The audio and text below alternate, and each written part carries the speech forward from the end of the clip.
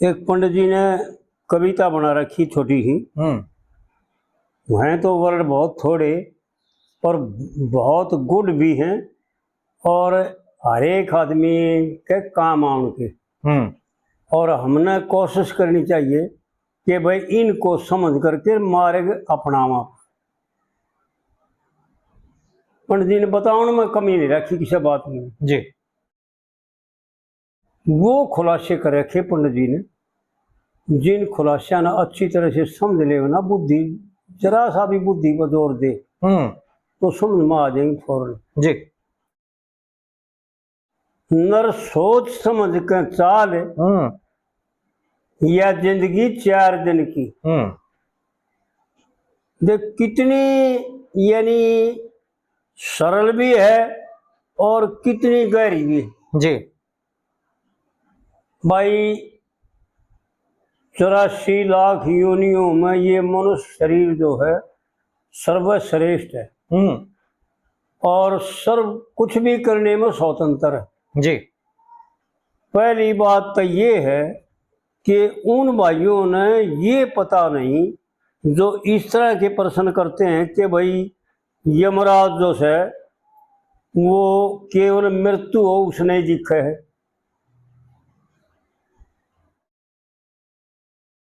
परमात्मा बड़े साधन से, बड़े तप से और बहुत कठिनता से प्राप्त मिलते हैं।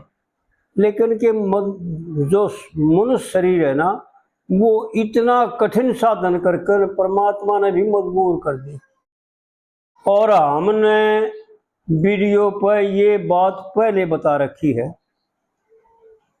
कि ये 8 चीज बता रखी है, 8 हैं ये, और इनकी कीमत का और इनकी ताकत का कोई अंदाज नहीं। हाँ बिल्कुल। एक तो इनमें वृक्ष है, क्योंकि वृक्ष भी जीव हैं जी।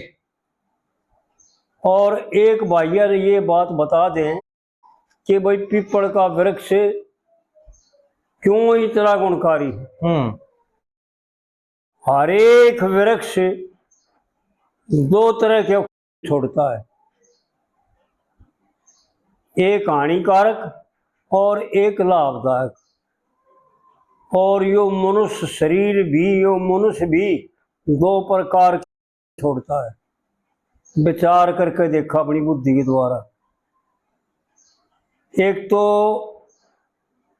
ऐसे छोड़ता है जो अपना भी सर्वनाश कर ले, जो उसके चक्कर में आ जाएगा उसका भी सर्वनाश। हाँ जी।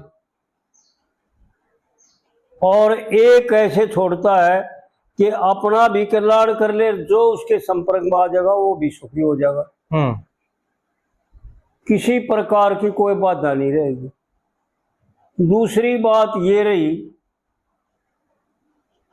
कि पीपल के वृक्ष में ये खासियत है कि हर एक मनुष्य, हर एक जीव, हर एक वृक्ष, हर एक वनस्पति छोड़ते हैं 2 तरह के, जहरीले भी और गुणकारी भी। लेकिन पीपल का वृक्ष एक ही ऑक्सीजन छोड़ता है, वो 2 नहीं छोड़ता, दूसरा नहीं छोड़ता जी। केवल गुणकारी जो है, जो शरीरों को पोषण करता है, जो सब तरह से वायुमंडल को शुद्ध करता है, वो ऑक्सीजन छोड़ता है।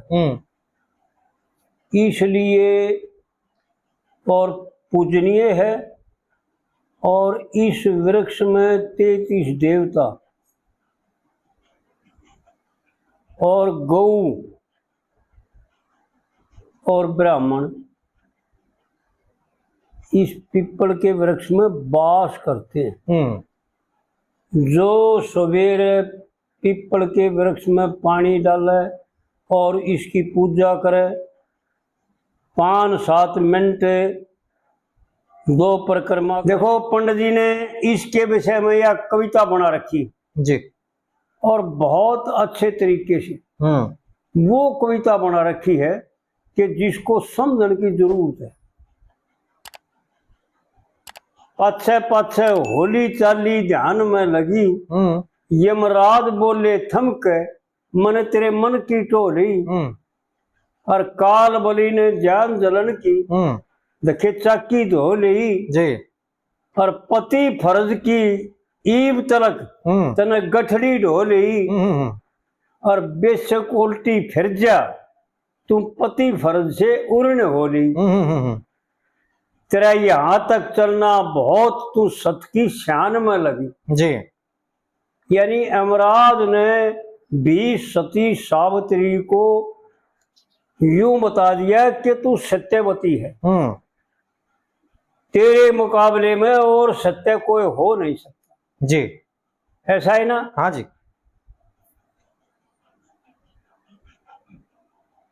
तेरा यहां तक चलना बहुत, तू सत की शान में लगी। और पाछे पाछे होली चाली ध्यान में लगी। फिर सावित्री उत्तर देती है, आड़े बोलती है सावित्री। जब यमराज बोल लिया ना, जब सावित्री बोलती है, पंडित जी ने कोई वह बातें बता रखी हैं जो कति क्लियर करती। तप व्रत भजन मेरे गुरु का कथन, मैं उस ज्ञान को लगती। और कुछ कृपा है प्रभु आपकी, मैं व्यर्था नहीं भक्ति। और जिस मार्ग से जा मेरा पति, जिस रास्ते जा मेरा पति, वो रास्ता तकती। और पति के संग चलते चलते मेरी गति रोक नहीं सकती। जो ऋषियों ने कथ्या, मैं उस ज्ञान में लगी। फिर दूसरी कली में यमराज कहता है। हाँ, तीसरी कली में जी यमराज बोलता है,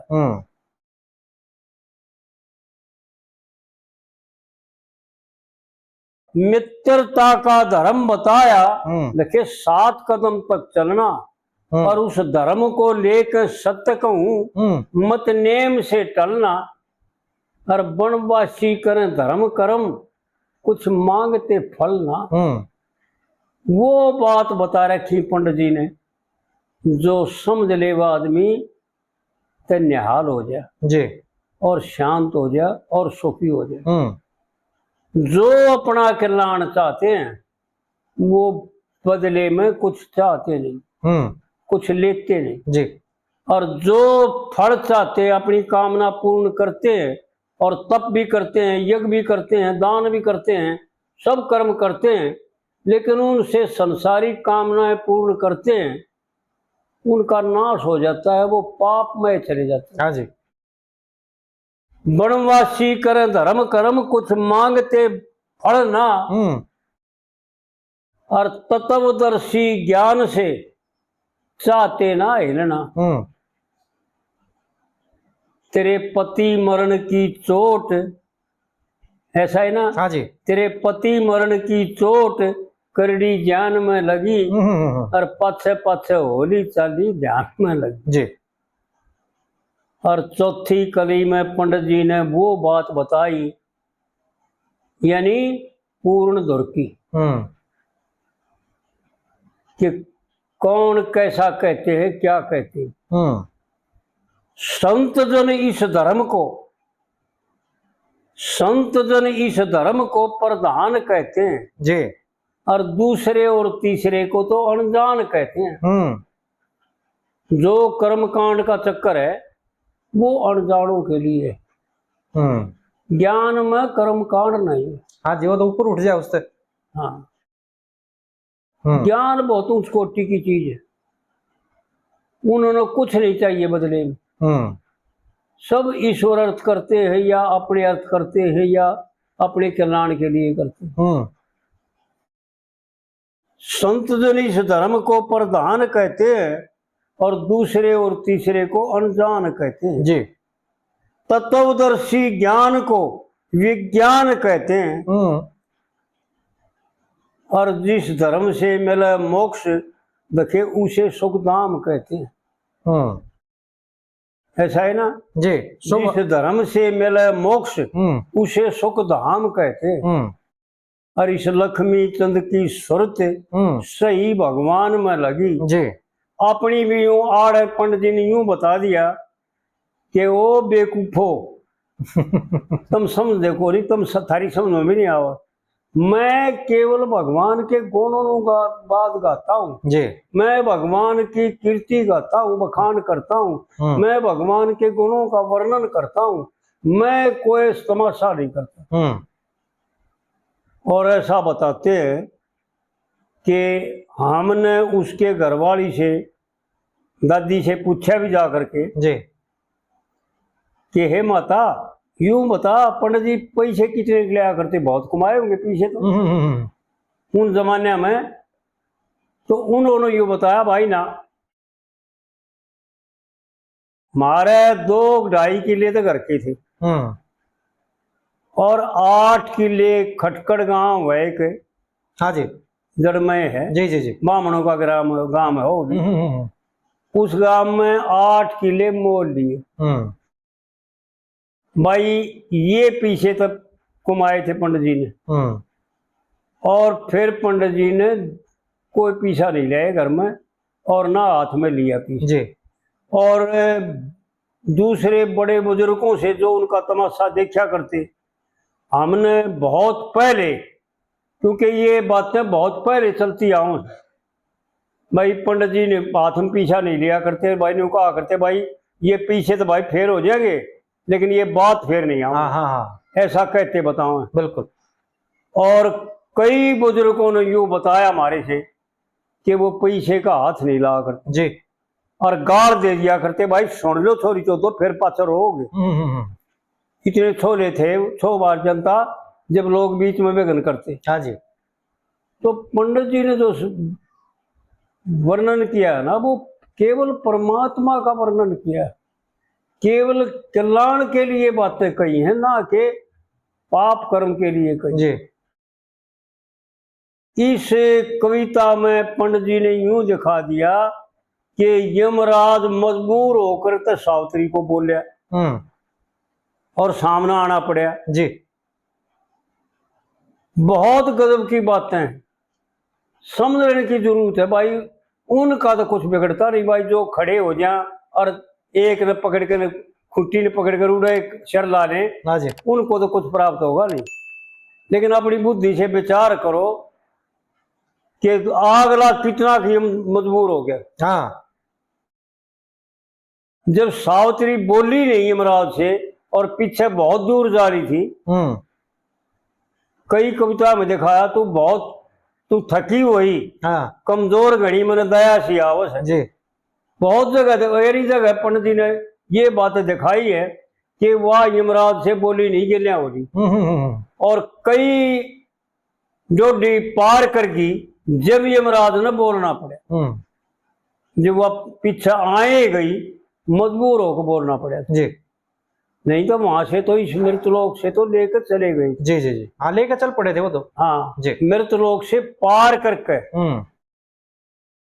मेरे ख्याल में तो 2-3 डोडी पार कर गई थी, वरनु देवता ने भी पार करके थे और अग्नि देवता ने भी पार करके थे। जब से यमराज ने बोलना पड़ा जी कि भैया तो कोई और चीज है, इसको तो समझाना पड़ेगा। पहले यमराज को यूं ज्ञान हो गया था कि यमराज के दूत जब आए जो सत्यवान को न ले जा सके, नजदीक नहीं आए सावित्री के तप के कारण, और जा करके यूं बताया उन्होंने कि महाराज हमारे बस की बात नहीं। हाँ जी, वहां एक सती औरत है और वो जो है ना इतनी तेज है कि हम उसके नजदीक नहीं जा सकते, उसकी तेज की वजह से। तो यमराज आए, नहीं तो यमराज आते ही नहीं। पहली बात तो यह है, और आए भी तो सावित्री नहीं बोली, यमराज ने मजबूर होकर बोलना पड़ा। हाँ जी, और उसको समझाना पड़ा और वर देने पड़े, जैसा मांगती गई वैसे वर देने पड़े जी।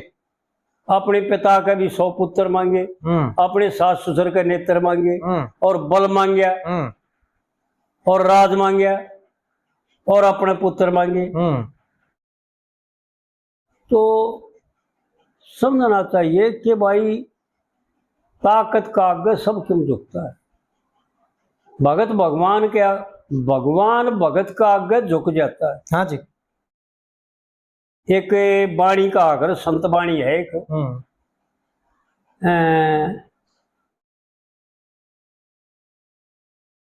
ताना पेटा एक है, और जो दो देखे सो ऊत। भाई ताना पेटा मेट दे, तो रहा सूत का सूत। सूत, हाँ जी। जब ताना और पेटा इस संसार की रचना से ऊपर उठोगे ना जी, यो संसार अज्ञानमय है। यहाँ ज्ञान लेश मात्र भी नहीं है। यहाँ एक पिछले उस दिन बताई थी कि भाई बाजे भगत की भी वो ज्ञान, ब्रह्म ज्ञान ब्रह्म ज्ञान, मांगे राम का भी ब्रह्म ज्ञान। अरे भले मानसो, ब्रह्म ज्ञान की परिभाषा क्या होती है उसको जानते हो? ब्रह्म ज्ञान किसे कहते हैं उसको जानते हो? इस संसार में लेश मात्र भी ज्ञान नहीं है, केवल ज्ञान अंधकार। जी, ज्ञान दूसरे देश में है, ज्ञान कहीं और है, और जहां ज्ञान है वहां यो संसार नहीं है। हाँ, ठीक है, ये बात समझ ले में अच्छी तरह से। जहां ज्ञान है ना वहां ज्ञान जब होगा जब यो संसार समाप्त हो जाएगा। जी, जब तक यो संसार इसके अंतःकरण में बैठा है जब तक ज्ञान लेश मात्र भी नहीं हो सकता। ठीक है बात। ज्ञान की परिभाषा बहुत ऊंची होती है। हाँ जी, हाँ जी। लेकिन भाई कह देने में कुछ विकटता को नहीं भाई। कोई कहता प्रतिबंध किसी पर लाग नहीं रखा, अब भाई तू नहीं बोलेगा। उनकी भी गलती को नहीं है जी, उनकी भी गलती को ना गलती केस है भाई, सब कहे हैं